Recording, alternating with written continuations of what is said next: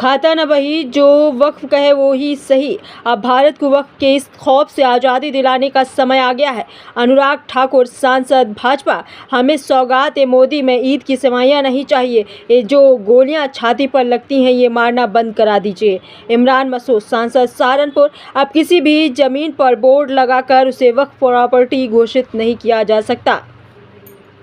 आइए देखते हैं आगे की रिपोर्ट। वक्फ को बदलने का वक्त आ गया है, क्योंकि ये अत्याचार और भ्रष्टाचार का एक ऐसा अड्डा बन गया है, उसको खत्म करने का और बदलने का समय आया है।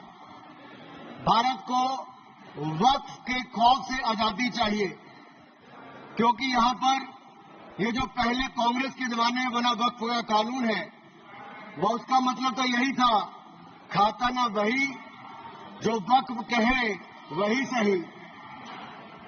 यानी कि जहां पे कह दिया वक्फ की जमीन है, वो फिर वक्फ की जमीन हो गई।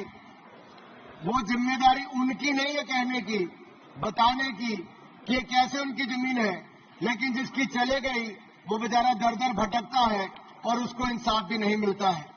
मैं इसके बारे में विस्तार में बताऊंगा, लेकिन आज एक बार फिर कांग्रेस देश को और देश में भ्रम फैलाने का प्रयास कर रही है।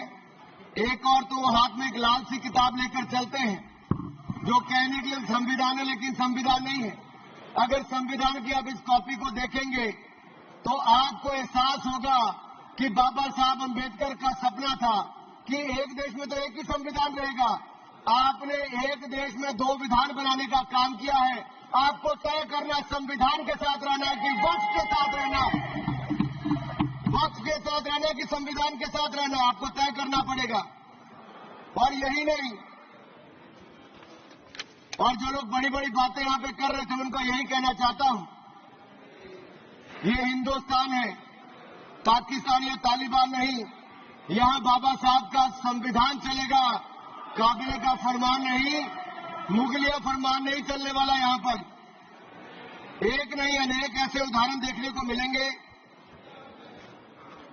माननीय सभापति जी, आज हम केवल संविधान संशोधन पर चर्चा नहीं कर रहे, लेकिन एक ऐसे समानांतर सत्ता को चुनौती दे रहे हैं जो दशकों से अनियंत्रित रूप से अस्तित्व में है। वक्फ संशोधन बिल 2025 केवल कानून में बदलाव नहीं बल्कि एक संदेश है। संदेश स्पष्ट है कि देश में एक ही कानून चलेगा, भारत का संविधान, और भारत के संविधान के ऊपर कुछ नहीं है।